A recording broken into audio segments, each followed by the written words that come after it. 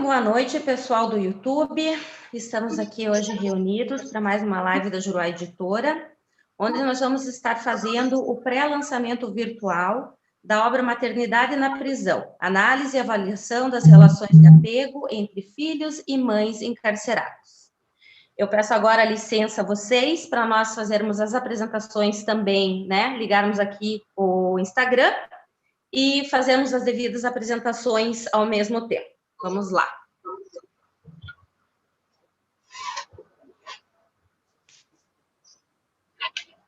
Ok, estamos ao vivo agora no Instagram. Muito boa noite a todos. Já começamos a live no YouTube. Vamos novamente, então, para cá. Agradeço a presença de todos que vão chegar, que estão chegando, inclusive das pessoas que vão assistir essa live depois, né, que fica gravado. Hoje nós estamos fazendo aqui o pré-lançamento virtual da obra Maternidade na Prisão, análise e avaliação das relações de apego entre filhos e mães encarceradas, né? Com a gente, a doutora, né, que é a escritora da obra, a doutora Célia Regina Zen, que é mestre em psicologia forense.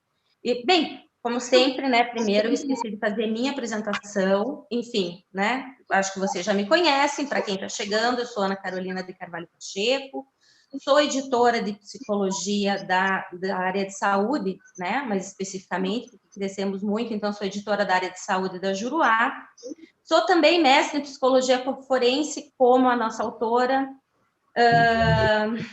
sou psicóloga de grupos terapêuticos, psicóloga clínica e psicoterapeuta corporal, certo? A nossa autora, a doutora Célia Regina Zen, é mestre em psicologia forense, especialista em psicologia clínica e transpessoal, participou do movimento psiquiátrico em 1985, quando então era residente em clínica, né, em hospital psiquiátrico. Desde 2016, desenvolve trabalho em socioeducação no governo do estado do Paraná, com adolescentes em conflito com a lei. É membro da Comissão Regional sobre Enfrentamento das Violências contra Crianças e Adolescentes. Então, tá, eu gostaria, então, que a gente começasse a falar da sua obra, né, que a gente tem aqui, enfim, já algum roteiro aqui para seguir, e como, né, a gente já conversou anteriormente, é um roteiro longo, então vamos começar, né? Eu já fiz as devidas apresentações aqui, já, né, algumas vezes, 3 vezes, na realidade, que eu estava fazendo, fiz aqui primeiro no YouTube, depois fiz no Instagram. Então, vamos direto ao assunto. Eu gostaria que você começasse, né? Você me falou que gostaria de fazer uma apresentação, fazer alguns cumprimentos, né, em primeira mão, para depois a gente entrar efetivamente no assunto da obra. Então, por favor, fique à vontade, Célia. Certo, eu quero começar, então, boa noite, né, a todos, a todas. É um prazer muito grande eu estar aqui nesse momento, podendo falar de um assunto tão importante, né, que é a maternidade na prisão e que é também o tema do meu livro. Eu queria, antes de tudo, agradecer e agradecer muito, porque esse projeto foi iniciado há 5 anos atrás. E só agora, né, a gente está podendo fazer essa publicação. Então, muita coisa aconteceu nesse período e eu estou muito feliz de ter conseguido, né, finalizar, então, com a publicação desse trabalho. Queria agradecer, então, a todas as pessoas que estão aqui presentes, que estão nos ouvindo. Gostaria de agradecer à editora Juruá por essa oportunidade, a você, Carol, pela disponibilidade de estar aqui nesse momento, agradecer ao pessoal envolvido nesse projeto, a Sabrina, que está ali nos assessorando, sempre muito pacientemente, a Stephanie e o senhor Ivan, que foram pessoas bastante importantes para me incentivar e motivar para essa publicação durante todo esse tempo. Depois que eu terminei o meu mestrado, e eu acho que até por isso ele ficou um pouco engavetado, porque eu comecei a trabalhar na socioeducação. E aí, o trabalho na socioeducação, aos poucos, foi me fazendo com que eu pudesse refletir algumas questões, assim. Então, eu acho que tudo acontece no momento que tem que acontecer. Eu acho que esses 5 anos que passaram me deram, talvez, uma maturidade maior e, talvez, percepções e reflexões que talvez eu não tivesse feito se eu estivesse fora desse contexto. Eu acho que é muito diferente você fazer uma pesquisa, estar numa instituição com uma finalidade, né, de coleta de dados e tudo, e outra coisa é você estar na linha de frente, né, de um trabalho. Então, eu acho que juntando essas duas coisas, isso me trouxe, com certeza, um pouco mais de maturidade. E eu também percebia que, enquanto eu trabalhava lá na socioeducação, a questão dos contextos, né, eram muito similares. E a sensação que eu tinha era de que aquelas crianças, né, da minha pesquisa eram agora os adolescentes, né, que eu atendia. Aquelas mães eram as mães dos adolescentes. Então, são sempre histórias muito ligadas à violência e com contextos assim familiares desestruturados, disfuncionais, às vezes por uso de drogas, por uso de álcool, mães e pais com histórico de prisão, que é bastante comum, tráfico de drogas, pais assassinados muitas vezes, a falta da presença da figura paterna, muitas doenças físicas, né, com distúrbios de várias ordens, né, distúrbio de sono e hiperatividade, uma série de questões ligadas à saúde física e também à mental. E eu acho que nesses 5 anos, assim, eu pude, então, fazer muitas reflexões. Também, e eu acho que todas muito relativas à violência dos contextos. E acho também que comecei a perceber que a violência ela fazia parte, às vezes, de uma forma muito camuflada. E eu acho que nós estamos vivendo momentos de muitas violências em todos os contextos. E eu não sei se, de repente, esse termo ele não pode estar ficando um pouco banalizado, eu acho que a gente não tem mais a noção da profundidade do que isso significa. E aí eu fui até fazer para a gente começar a introduzir essa questão, eu fui buscar um conceito de violência que coubesse aqui nessa nossa conversa. E aí, o que diz a comunidade de direitos humanos sobre violência, eu acho que é o que mais, talvez, a gente possa depois refletir a respeito. E a comunidade de direitos humanos diz que violência é toda violação dos direitos civis, né, como a vida, a propriedade, a liberdade de ir e de vir e a consciência de culto. E daí, de uma forma muito interessante, ela também coloca o que não é violência, o que não caracteriza a violência. Eu acho que até pela dificuldade de dizer o que é, né, a violência e toda essa complexidade. E ela diz assim, que dentro dos direitos políticos não constitui violência, né, votar, ser votado e ter participação política. Dos direitos sociais seriam a habitação, saúde, a educação e a segurança, e os econômicos, emprego, salário, né, e os culturais de manifestar a própria cultura. Então, a partir desse conceito de violência que eu quero introduzir, da gente começar a pensar o que seria, né, gerar vida dentro do contexto prisional. Uhum. Né? Então, é esse meu ponto de partida aí, com relação a esse tema. Né? Perfeito. E a pesquisa, ela nasce propriamente em que momento, né, da tua vida? Em que momento que você resolve ter o olhar para essa situação e escrever sobre esse tema, né? Que não é um tema muito tranquilo, né? O meu tema de mestrado também foi sobre infanticídio, também trabalhei no presídio. E, enfim, né? Existe algum momento que a gente chega a essas temáticas. Eu gostaria de saber qual foi, então, a tua... como nasceu isso para você, esse tema, para escrever, pesquisar e escrever sobre esse tema? Então, Carol, eu lembro assim que logo depois que eu me formei, eu tinha vontade de fazer mestrado. É tão interessante assim, porque na minha vida as coisas nunca acontecem na hora, né, que eu gostaria que elas acontecessem. Elas acontecem no tempo que elas têm que acontecer. E foi um projeto que eu abandonei ao longo de muitos anos. E aí comecei a atuar na clínica e sempre tive vontade de fazer pesquisa, eu sempre tive vontade de... isso é uma coisa minha, né, de entender, né, as questões sociais e entender que mundo vivemos. E então, quando eu comecei a fazer o mestrado, em 2015,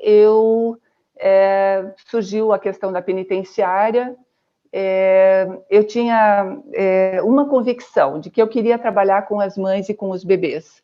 Eu não sabia ainda um projeto, quando você monta um projeto e monta uma metodologia, você não sabe o que vai acontecer depois. Então, só quem vive que sabe, né, as angústias, né, de todo esse processo. Então, foram 3 anos assim, muito intensos, e aí eu tinha pensado que eu queria, né, como eu disse, trabalhar com mães e bebês. Como eu tinha um olhar clínico, a minha formação de base, ela é clínica, eu tinha uma experiência já bastante grande, né, na clínica, e eu não queria fazer um trabalho só quantitativo dentro da pesquisa que eu estava me dispondo a fazer. Então, análise, a teoria do apego, na verdade, ela se encaixou perfeitamente para aquilo que eu queria investigar, né? Então, eu fui buscar, né, terminar lá a minha metodologia, só que ela requer, né, ela requeria que a gente pudesse observar, né, os fenômenos que a gente tem que observar no próprio contexto. Então, não era nenhum dado que eu pudesse pegar em documentos ou coisas do tipo. Eu tinha que estar ali para investigar aquilo que eu queria. E como eu queria saber como que era essa vinculação entre mãe e filho, até porque comecei a ter algumas percepções com relação a essas mães, tanto do social quanto do sistema judiciário ou penitenciário, de que eram mães más, né? E que elas não tinham essa capacidade de talvez poder atender ou cuidar de algum filho, né? O descaso, um preconceito, né? Que elas enfrentam. Uhum. Então, isso me fez ir para a teoria do apego. E eu acho que talvez eu tenha ido de uma forma mais ingênua, porque eu não imaginava que depois eu fosse ter tanta dificuldade de encontrar trabalhos aqui que pudessem fundamentar as minhas hipóteses nesse momento. Como também não imaginava que eu pudesse ter dificuldades de entrar nesse contexto. Então, a observação direta requeria câmera de vídeo, né, para você poder filmar as sessões que eu fiz com mãe e filho. Eu precisava do mínimo de equipamento para poder realizar, então, esse trabalho. E aí,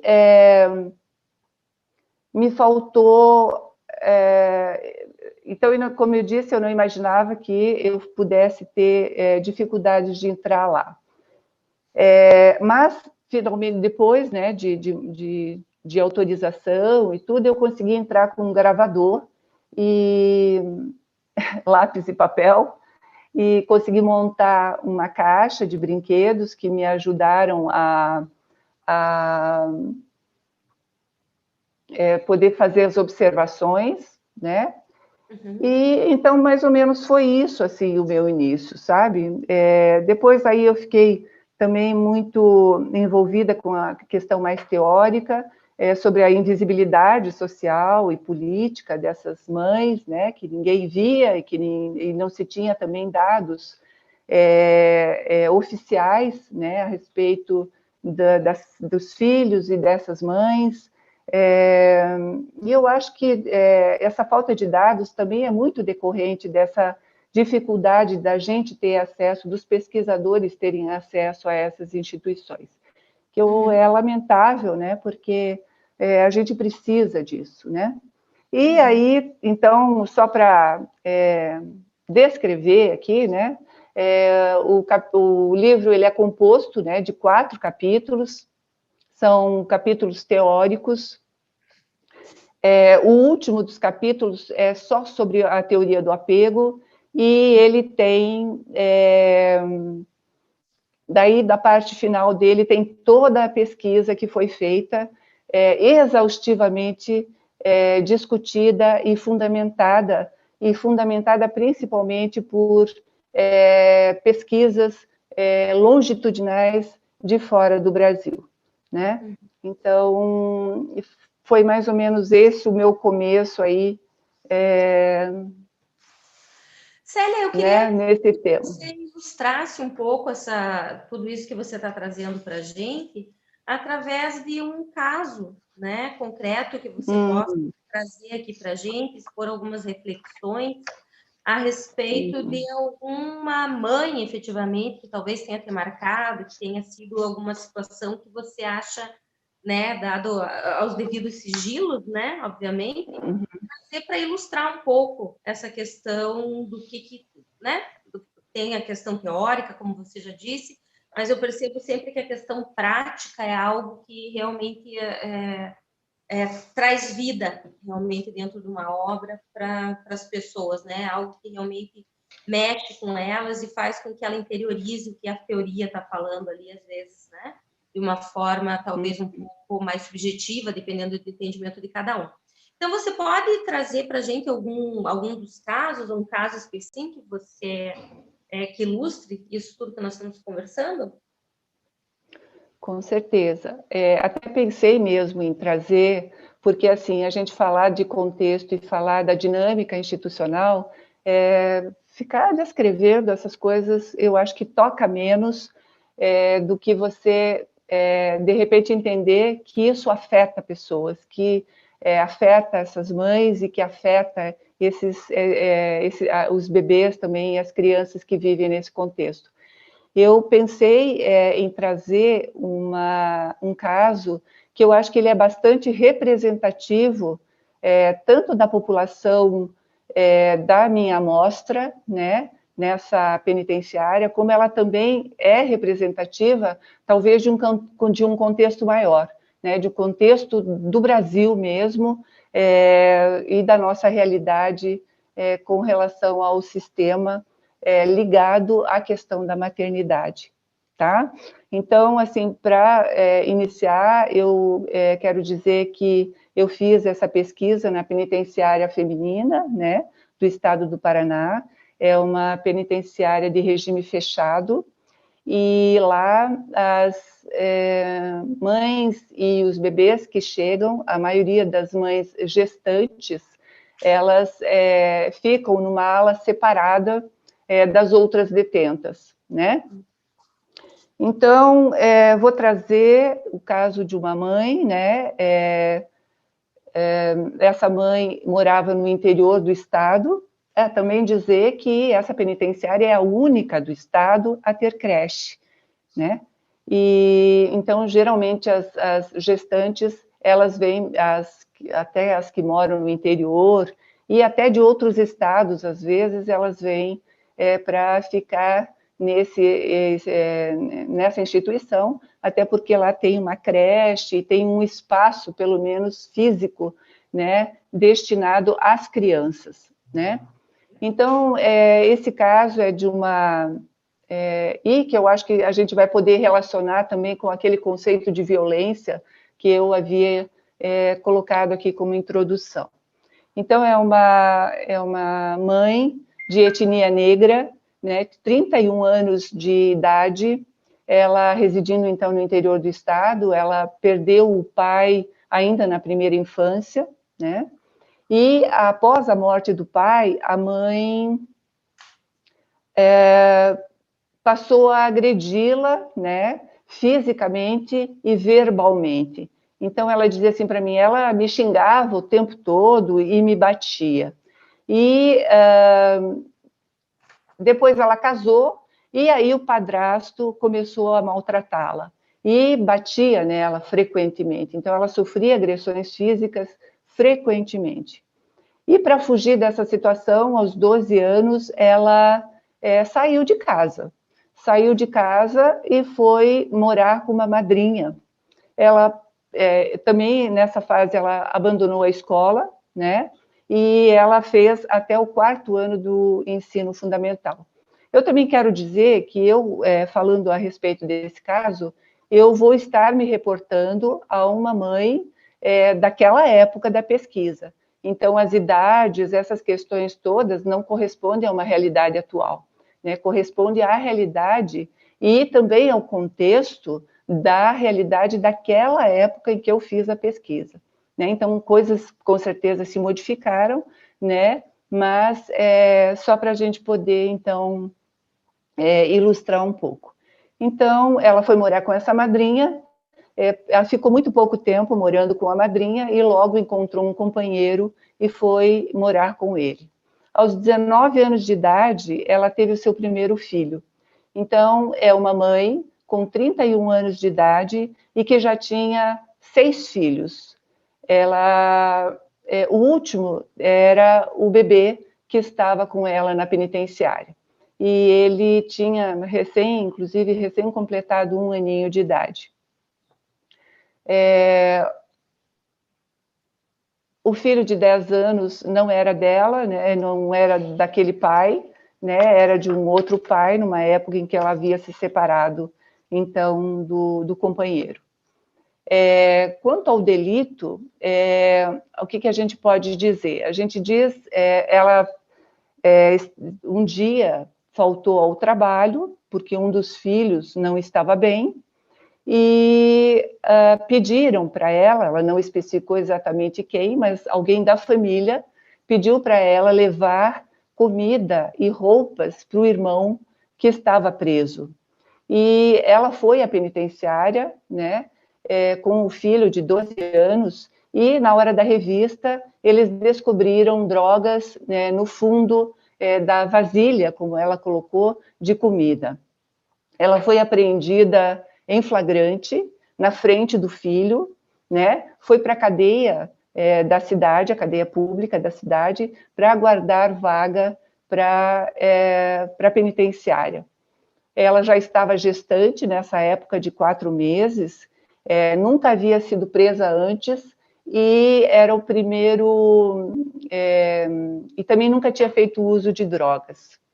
Então, ela também, depois dessa cadeia, viajou 500 quilômetros, né, naquele carro-cofre, né, e ela me disse, olha, eu fiquei com muito medo de perder o meu bebê, né, pelos solavancos e todas aquelas questões no transporte, né, e 500 quilômetros é bastante tempo, né, a localização era muito distante. Uhum. Essa questão da droga, né, ela disse que ela não sabia da existência dessa droga na parte de baixo, né, dessa vasilha, como ela disse. E aqui eu quero só abrir um parênteses, né, porque essas mulheres, né, elas são muito usadas eles chamam de mula, né? Que ainda é um termo bastante pejorativo para o transporte mesmo da droga.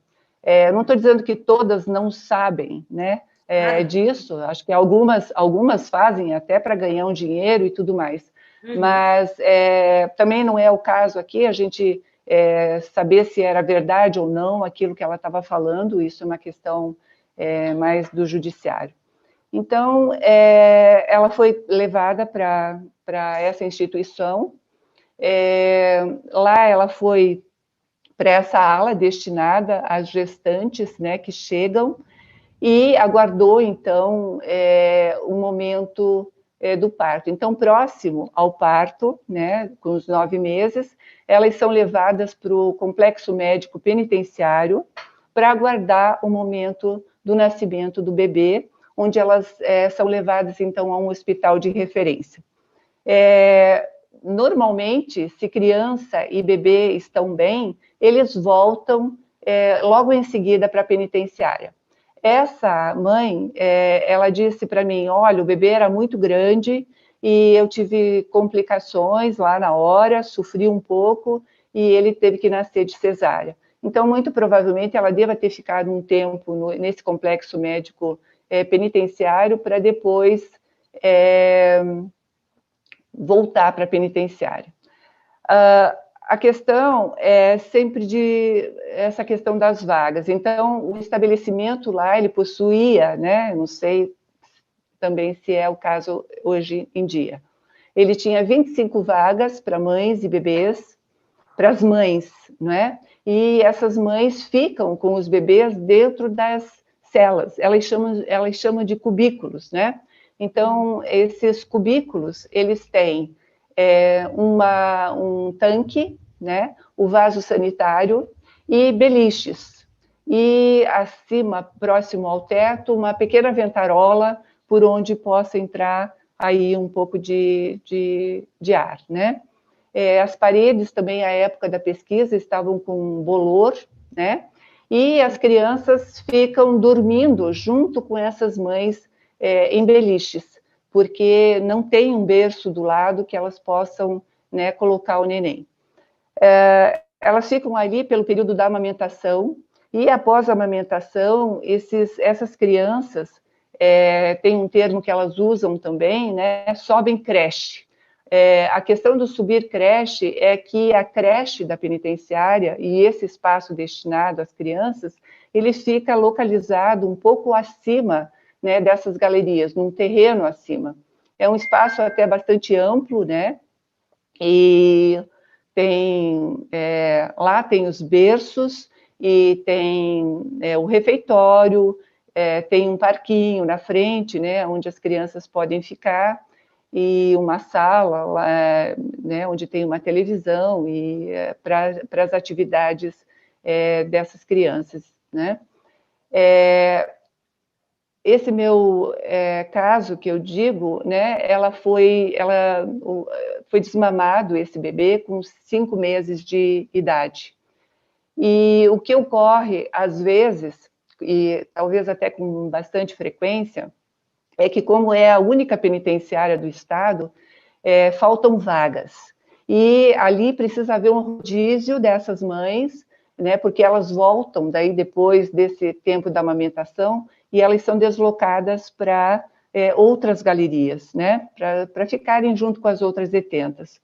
E então ficam faltando vagas e às vezes a amamentação pode ficar, né, comprometida. Ela me disse que o filho dela parou de mamar porque não quis mais, aos 5 meses, e daí ele passou para a creche. A questão aqui é a separação, né? Eles estão vivendo ali num relacionamento bem intenso entre mãe e filho, no início, né, após o parto, e aí ocorre, né, essa separação. A creche, à noite, essas mães não veem os bebês, né? Elas fazem, a partir daí, duplas, né? Elas trabalham em duplas de mães, e atendem daí o seu filho e o filho de uma outra detenta no período diurno, né, e no período da tarde.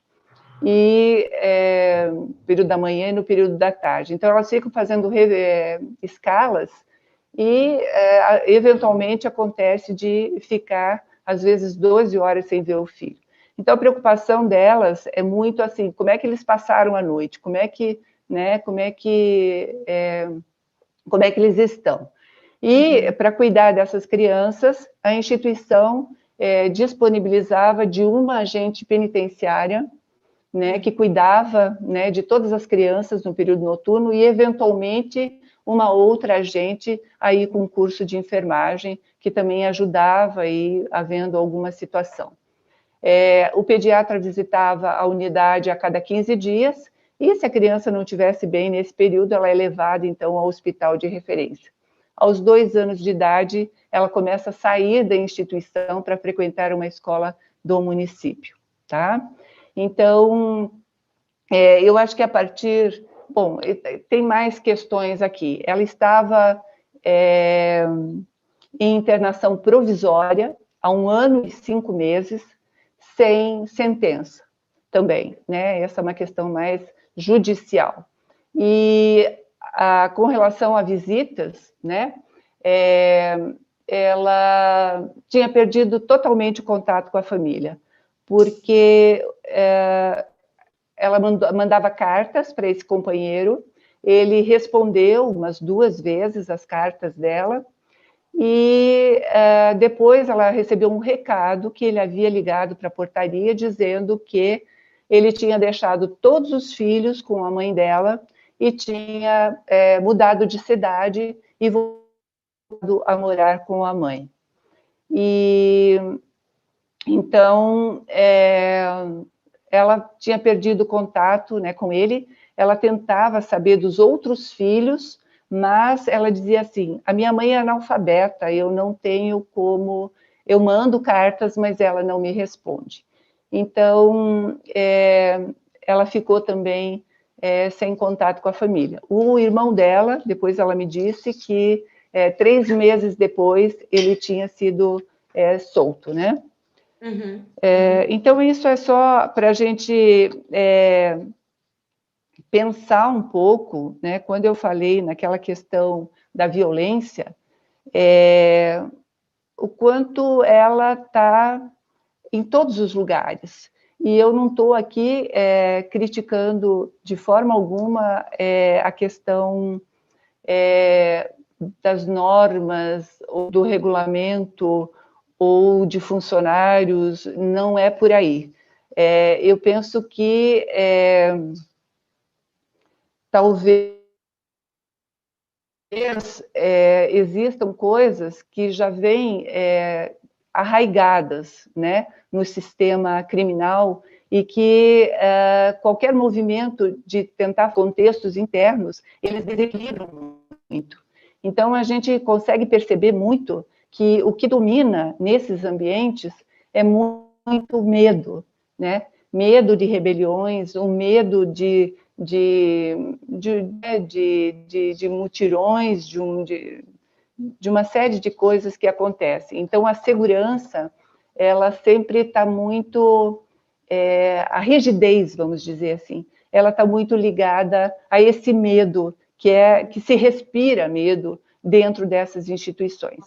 E não há muito tempo, em 2017, a gente teve lá uma rebelião, né, que foi até, eu acho que bem noticiada aí, e que são muito graves, né? Então, é claro que eu não estou dizendo que tem vítimas e que tem, né? Eu só estou colocando aqui uma questão para a gente poder conversar.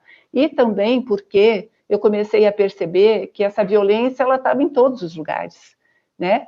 E aqui, se a gente for analisar e começar a pensar nas falhas dos sistemas, a gente vai ver que muitos sistemas falharam em talvez dar um direcionamento um pouco diferente, ou conduzir, houveram várias falhas que fizeram as coisas chegarem ao ponto que chegaram, né?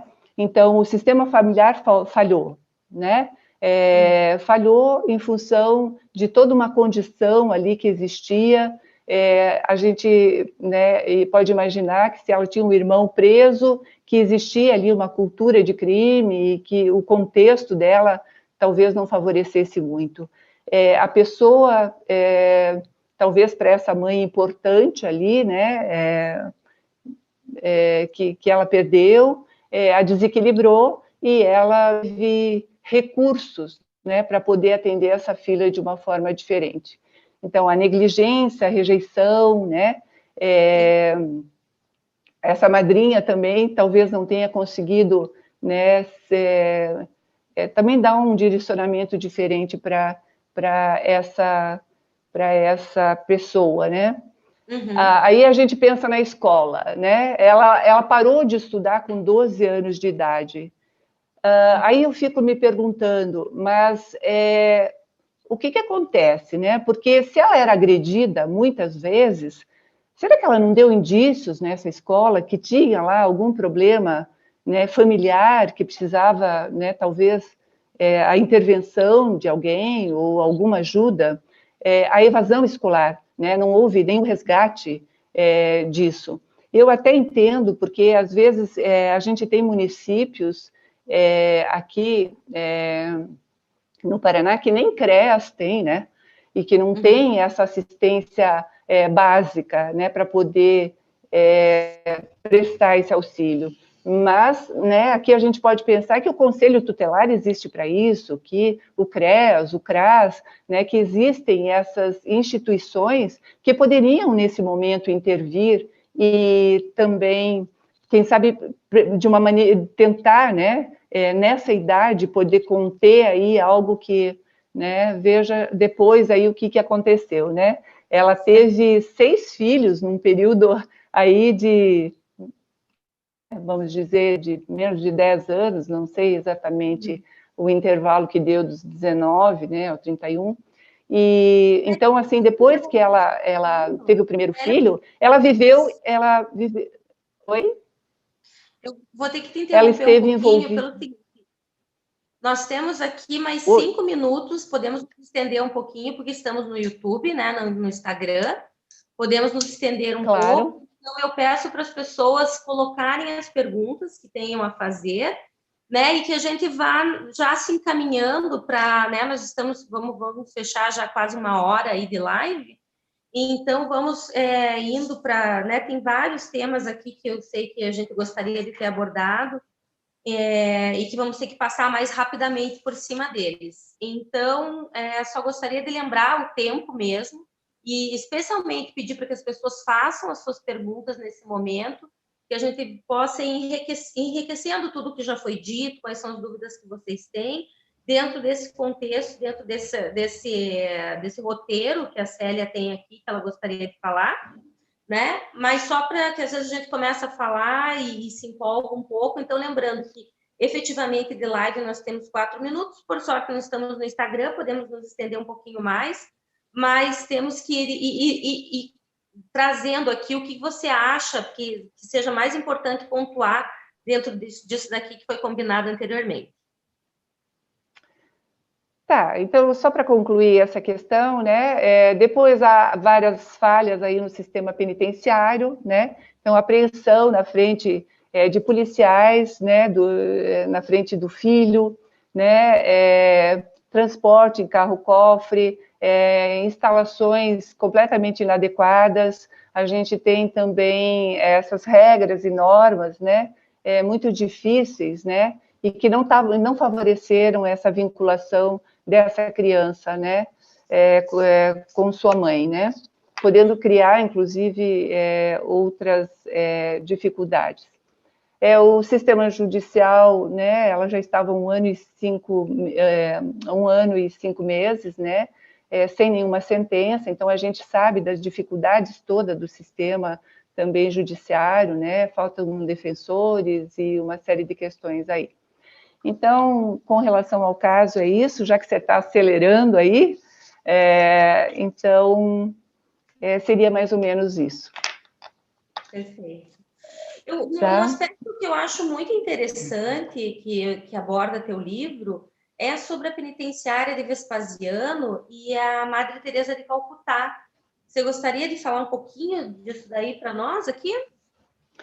Sim, então, como eu disse que esse caso ele é bastante representativo, todas as pesquisas que eu encontrei no Brasil falavam bastante, né, dessas dificuldades que eu coloquei ali agora, né, e ainda que a nossa penitenciária, ela tem ainda esse espaço destinado às mães e os bebês, ainda tem creche, né, então, você veja, 19% somente dos estabelecimentos prisionais no Brasil tem creche, e somente 16, desculpe, ao contrário, 16% é que tem creche e 19% que tem estrutura para acolher mães e bebês, né, que não necessariamente uma creche, né, é separado das outras galerias. Então, as pesquisas que eu encontrei aqui estavam todas relacionadas a esses problemas, né, da invisibilidade política, social, dessa falta de estrutura física, também do encarceramento em massa, né, que é algo que é assustador, porque nós tivemos aí um aumento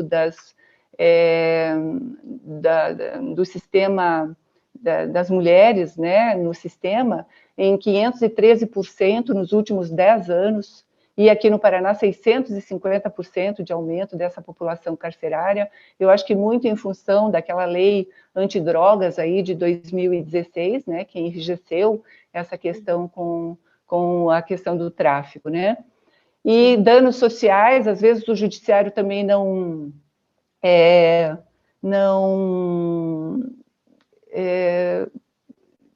talvez não se atente, né, aos danos, né, que causa a retirada de uma mãe, né, do sistema familiar, né? Então, quando ela é apreendida, o sistema familiar dela todo se desestrutura mais ainda, porque elas geralmente são o arrimo da família e são as pessoas que cuidam desses filhos, né? Fora daí a questão da separação dos outros filhos também. Então, esse livro ele é muito um recorte específico dessa população dentro do cárcere, né? Agora, veja as outras detentas, né? E 87% delas têm filhos. Então, separação de filhos é a coisa que também ocorre com muita frequência, tá? Sim. Você falou do Vespasiano, vamos lá. Então, para a gente também aqui não ficar muito...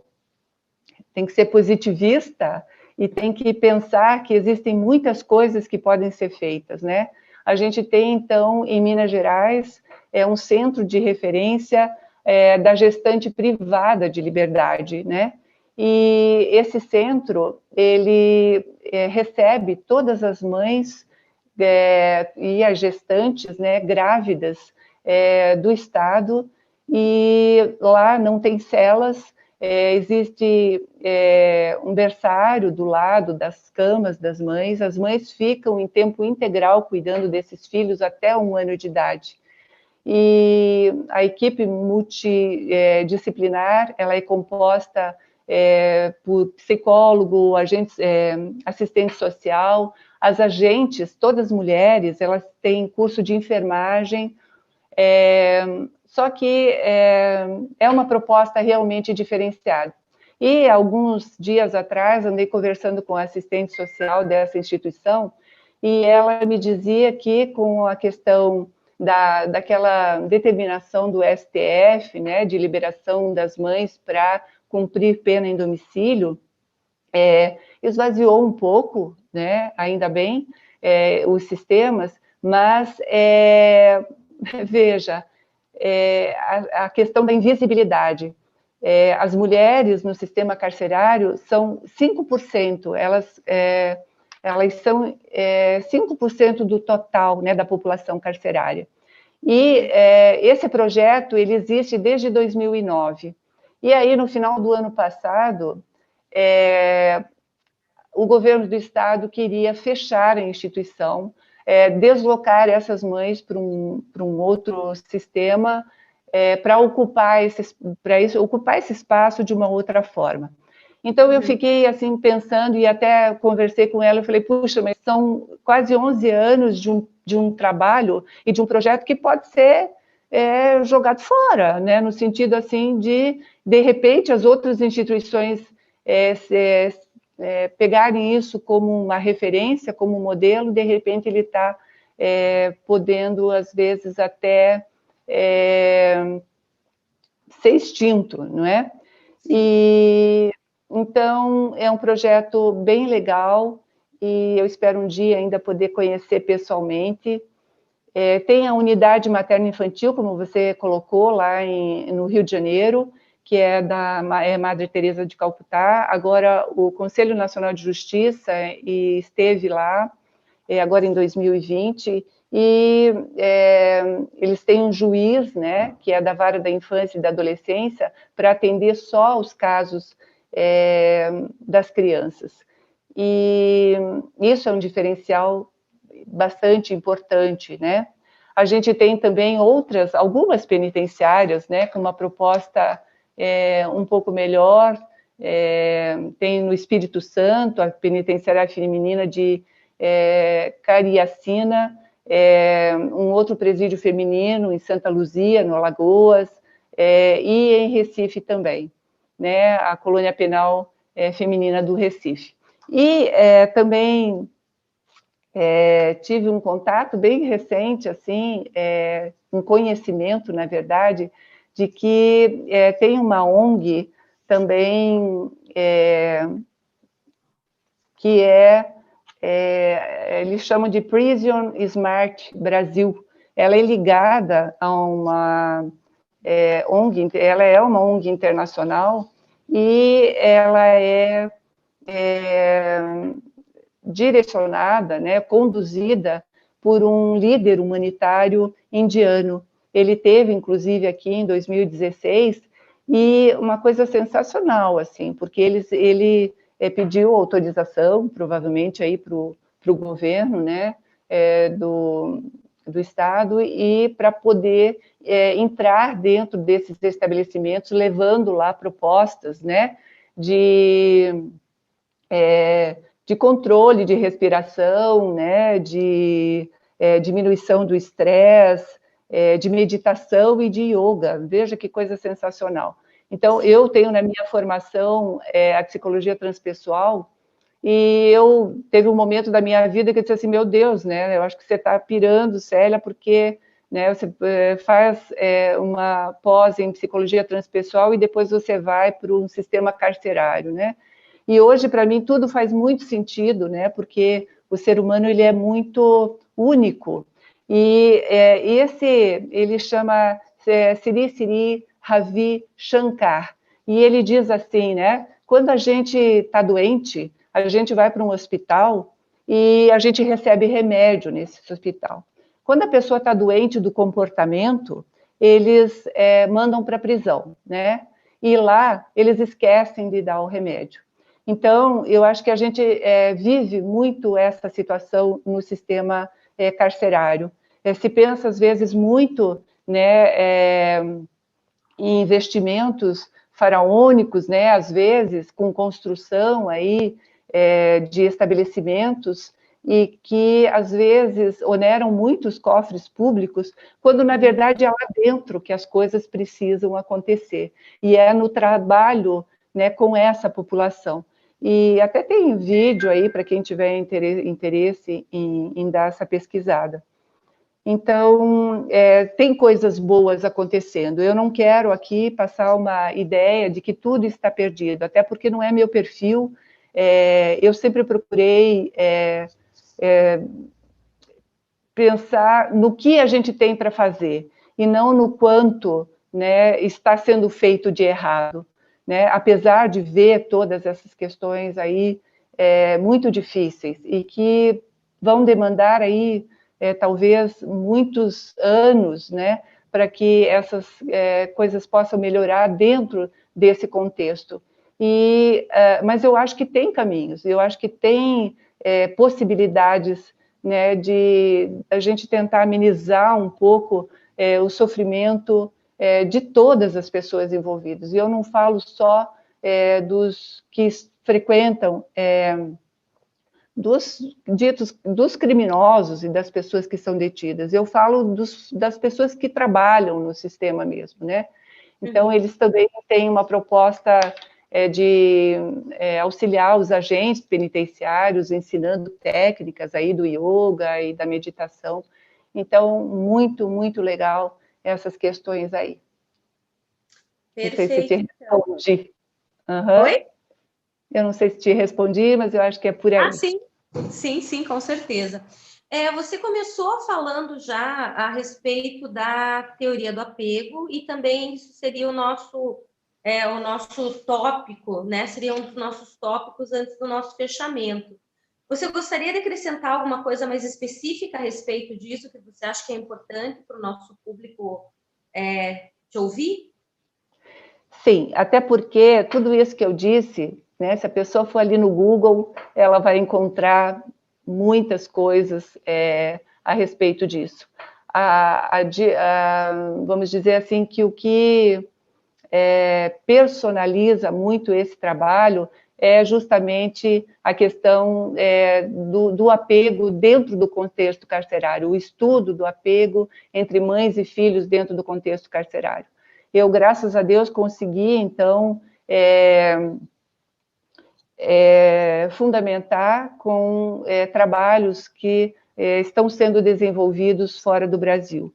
E a gente sabe que o contexto carcerário ele é ruim em todos os lugares, né? Os Estados Unidos, por exemplo, tem 2 milhões, a população é de 2 milhões de encarcerados, é muito. E, então, talvez, né,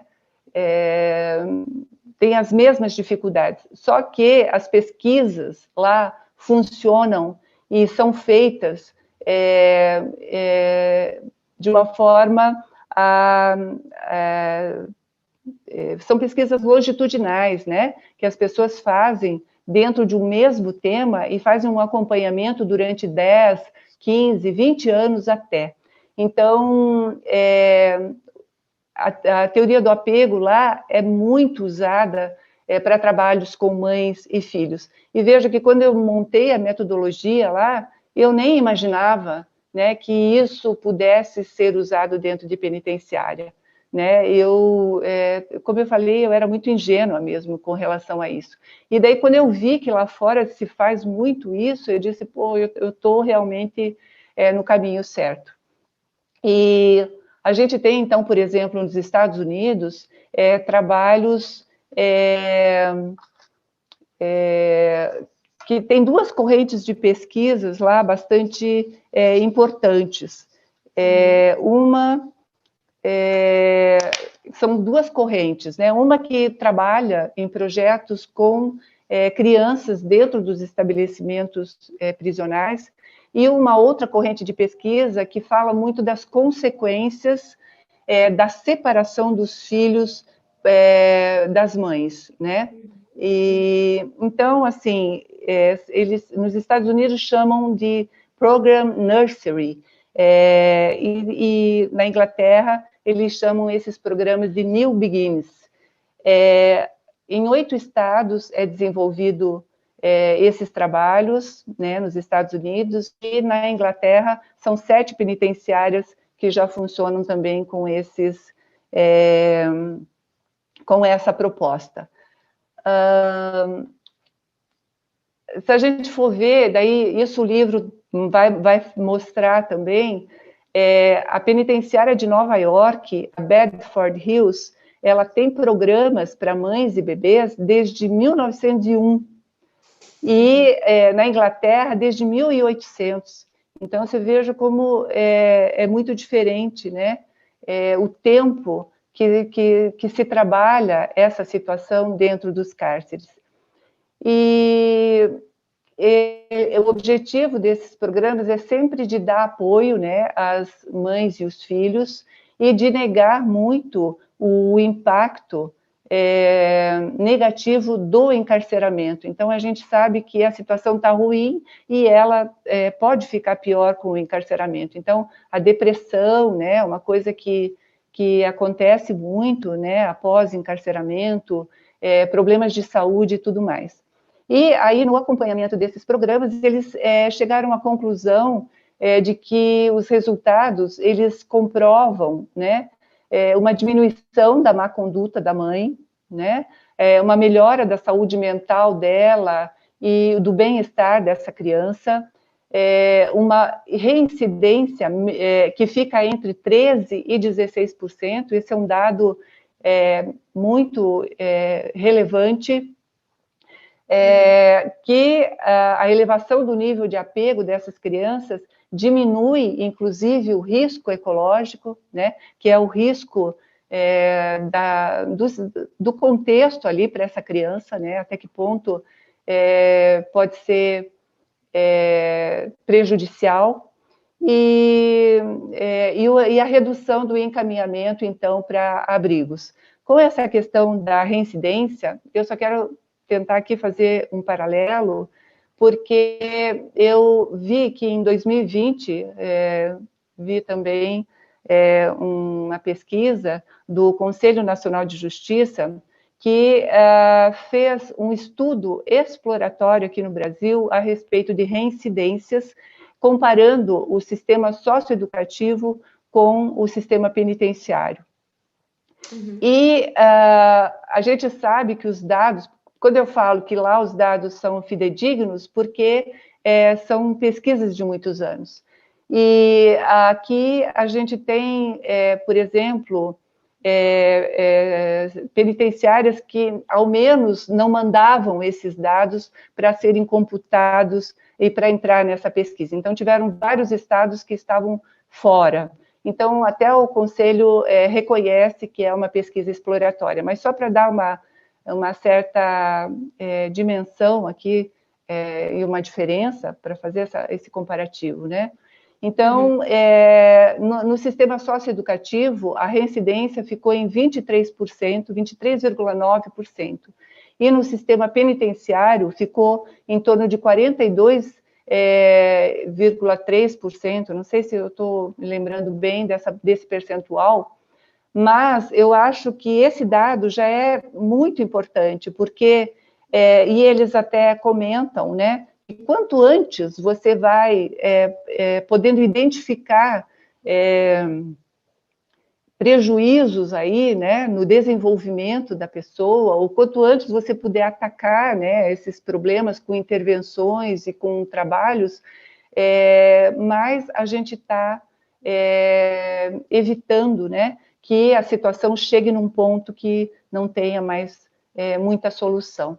Então, essa ideia da gente trabalhar com a prevenção, né? Com a prevenção. E você trabalhando com mãe e bebê, né? Não tem como, você não está ali justamente no início de tudo, né? Então, esses dados são realmente significativos. Com relação às consequências, né, devidas às separações pelo cárcere, lá eles encontraram, então,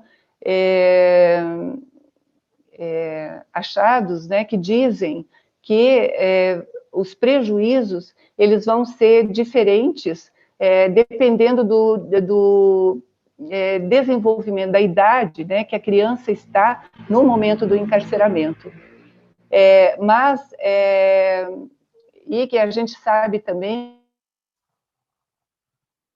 que a separação pelo encarceramento, ela pode ser mais outras separações pelo divórcio ou até por morte, né? Você veja que interessante. E por causa do estigma social, por causa, às vezes, da criança enfrentar provocações e assédios na escola. Ela fica muda, né? Porque ela não consegue expressar o que ela sente, ela não pode dizer, né, que a mãe está presa, que o pai está preso. Então, esse estigma social é realmente muito pesado, e isso é muito difícil daí também nessa separação. Outras pesquisas falam, então, de sintomas e doenças, né? E aí, dentre essas doenças, né, dependendo do desenvolvimento, temos a ansiedade, a gente tem a hiperatividade, a gente tem comportamento agressivo, regressão no desenvolvimento, problemas de sono, uso de drogas, problemas alimentares, evasão escolar, quando não, notas baixas. E aqui, voltando, então, para a questão da socioeducação, não sei, provavelmente devam ter pessoas aí da socioeducação me ouvindo, vão concordar comigo, esses meninos, né, que a gente atende, eles têm muitos desses sintomas, né? Então, é muito comum você receber meninos com problemas de sono, uso de drogas, comportamento agressivo. Lá as pesquisas, tem um autor até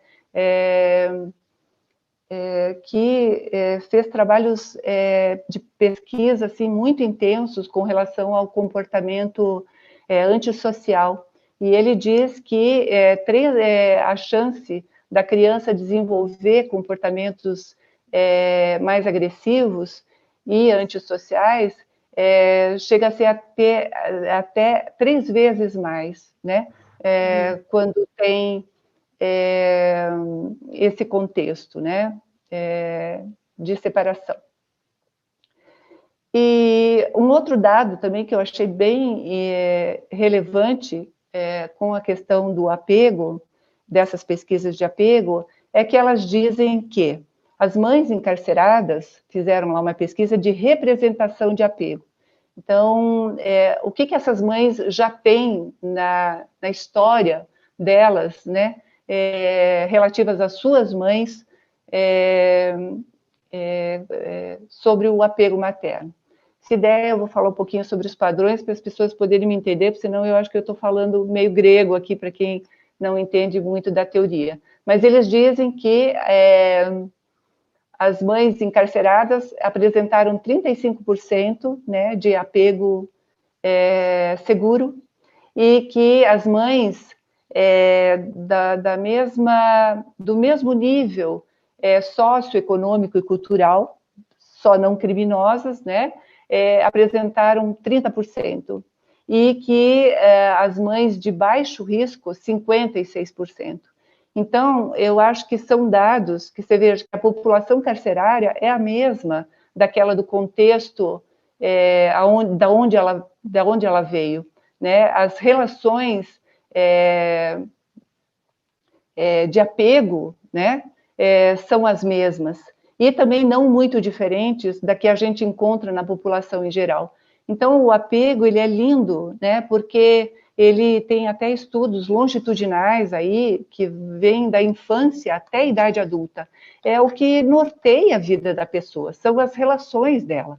Então, aquilo que é estruturado no início da vida, até 3 anos de idade, depois ela vai ficar repetindo nas relações dela, até encontrar suporte, até encontrar alguém com quem ela possa desenvolver uma certa confiança e tudo mais. As mães, por exemplo, desse contexto, elas têm muitos parceiros. Elas têm filhos, os parceiros vão embora e elas continuam tendo outros parceiros. Então, a gente percebe que é uma questão muito relacional mesmo, né? Das relações. E aí o apego, ele tem tudo a ver.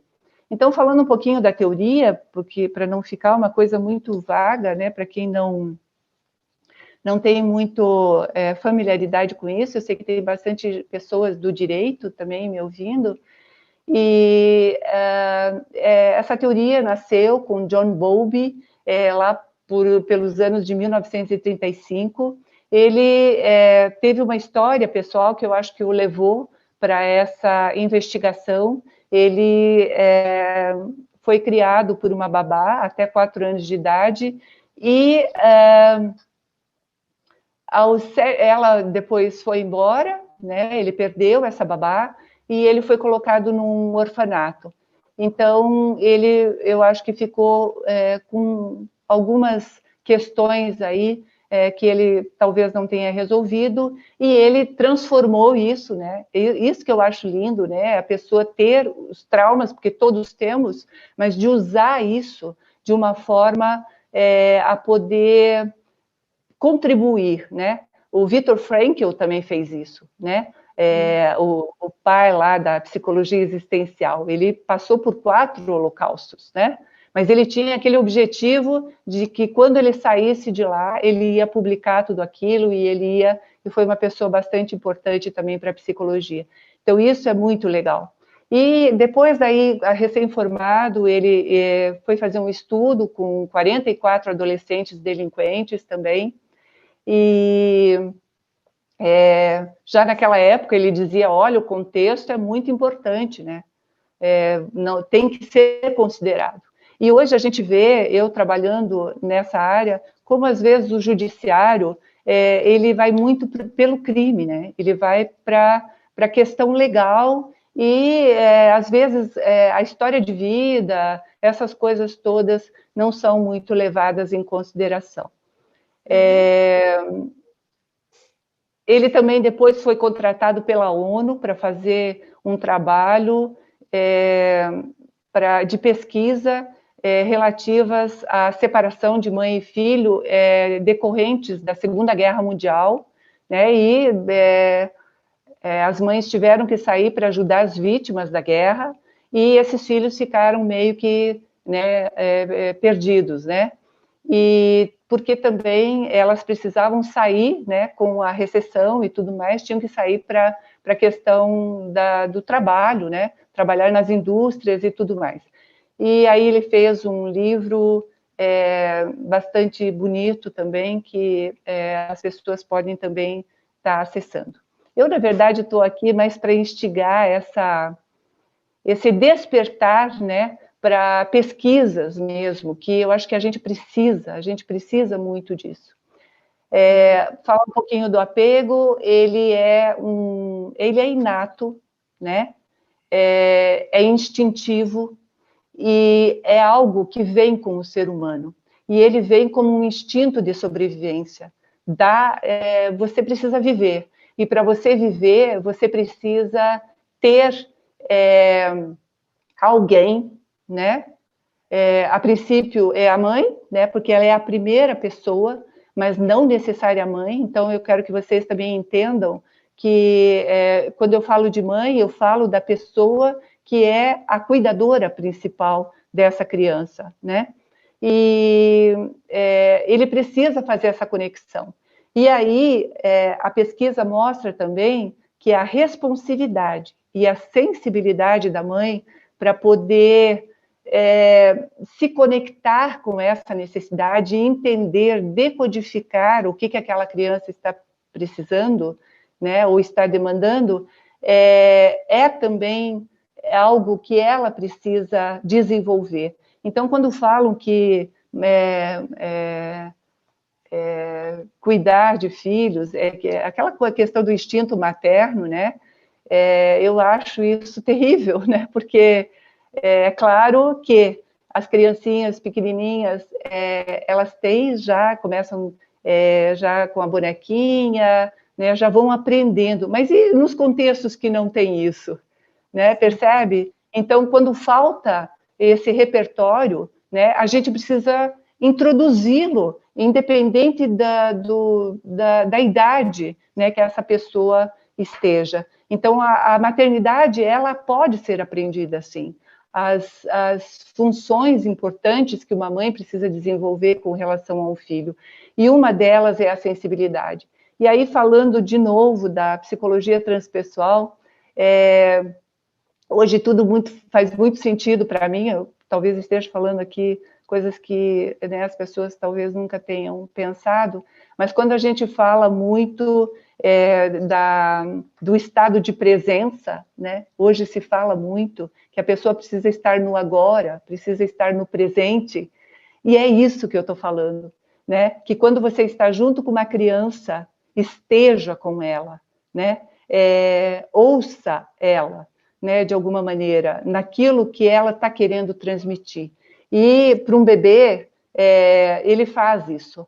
e ele faz por gestos, ele faz por sorrisos, ele faz buscando uma aproximação com essa mãe. Uma das características do apego seguro é isso. A criança, ela procura, ela quer proximidade com a mãe. E uma das questões do apego inseguro, né, que são 2 tipos, né, o apego inseguro ambivalente resistente e o apego inseguro evitativo, a criança faz o oposto, ela não quer contato, ela se distancia. E aí, várias coisas a gente pode perceber que no decorrer do desenvolvimento vai ser difícil. E tudo isso eu pude analisar e eu pude ver, né, no momento que eu fiz a observação dentro da penitenciária, esses comportamentos de apego, né? Então, eu fiz segundo essa classificação, né, que foi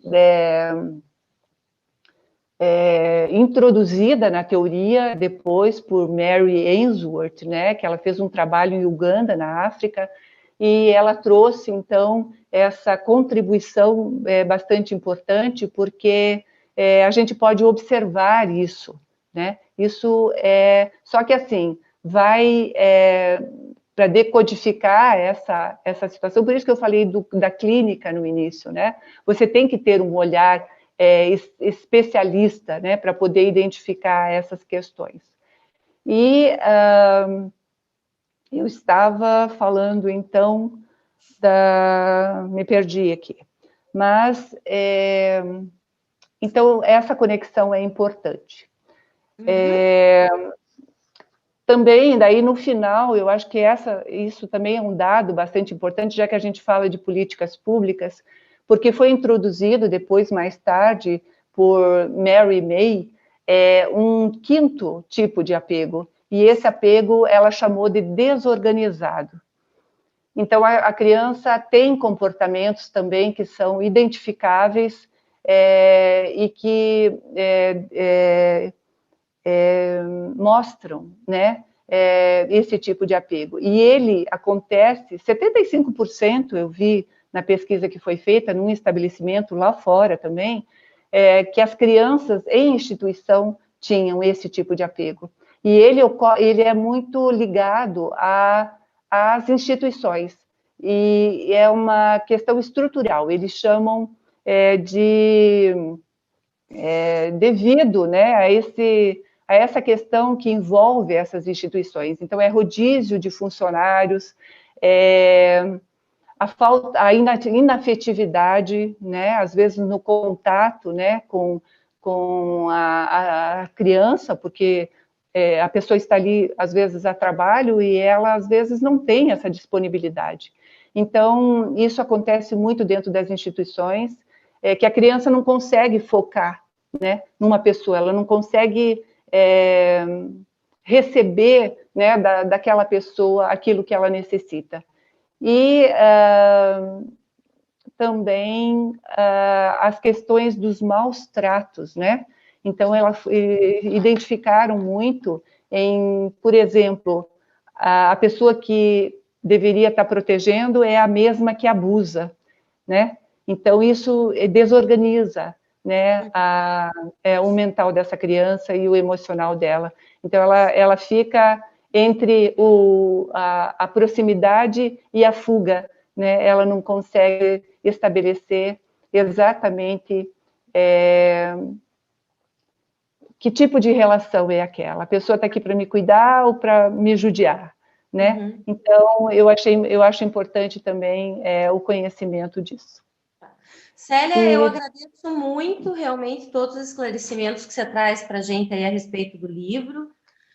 Agradeço o pessoal que está nos acompanhando aí, né? Vamos já indo para o encerramento, estamos com mais de 1h30 de live, então, realmente quero agradecer muito, né? Toda essa temática que você traz tão importante, a questão que você fala, que nos explica aí da teoria do apego, a questão das instituições, do cárcere feminino, da própria maternidade, né? Os estudos que você traz a respeito, né? Que você estudou fora, como funciona fora do Brasil. Quero te agradecer muito, né, por esses esclarecimentos todos. E, né, como já foi, inclusive está aí na tela, quem está nos acompanhando no YouTube, né, a questão do desconto no livro, né, através do nosso site, utilizando o cupom de desconto Maternidade20, né, onde vocês vão ter 20% de desconto aí na obra da Célia, tá? Então, muito obrigada por terem nos acompanhado até aqui. Célia, muitíssimo obrigado. Eu só quero finalizar, pode ser, com uma reflexão aí que eu vou deixar para as pessoas, que é do Rubem Alves. Posso ler um pouquinho o trecho aqui para poder fazer um fechamento, tá? Carol, eu te agradeço muito também, né, toda essa paciência aí, e as pessoas que também aqui estão ouvindo, e eu queria então finalizar. Então, é um trecho de um texto de Rubem Alves, né, e que fica aqui para a gente poder pensar. Ele inicia bem no finalzinho do texto, ele diz assim: comunhão é quando a beleza do outro e a beleza da gente se juntam num contraponto. Ouçamos os clamores dos famintos e dos desprovidos de humanidade que teimamos a não ver nem ouvir. É tempo de renovar, se mais não fosse a nós mesmos, e assim nos tornarmos seres humanos melhores, para o bem de cada um de nós. É chegado o momento, não temos mais o que esperar. Ouçamos o humano que habita em cada um de nós e clama pela nossa humanidade, pela nossa solidariedade, que teima em nos falar e nos fazer ver o outro, que dá sentido e é a razão do nosso existir, sem o qual não somos e jamais seremos humanos na expressão da palavra. Tá? Então, fica aí para finalizar. Muito obrigada. Pessoal, boa noite a todos, então. Vamos encerrando essa live mais essa live da Juruá Editora. Fica gravado aí, né? E qualquer coisa também estamos à disposição. Quem tiver perguntas depois, né? Quiserem fazer algum tipo de pergunta aí dentro abaixo, a nossa equipe está sempre observando e traz a resposta para vocês. Um abraço grande a todos, uma boa noite a todos e até a próxima.